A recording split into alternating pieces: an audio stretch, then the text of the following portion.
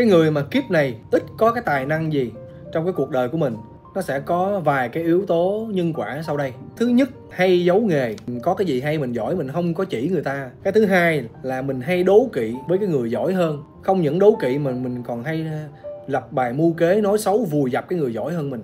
Cái thứ ba là mình không hoan hỷ, ngưỡng mộ với cái tài năng của cái người khác. Cái nhân quả nó lạ ghê anh chị. Khi mà anh chị ngồi trước một cái người nào mà người ta giỏi mà mình không khởi lên được cái lòng ngưỡng mộ cái tài năng của người ta, có nghĩa là mình không trân trọng cái tài năng đó, thì mình cũng sẽ mất đi cái tài năng.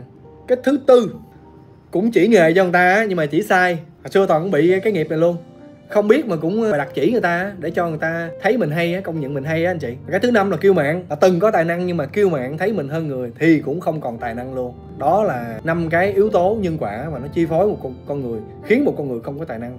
Cho nên mình biết cái nào mình có thì mình sám hối ha.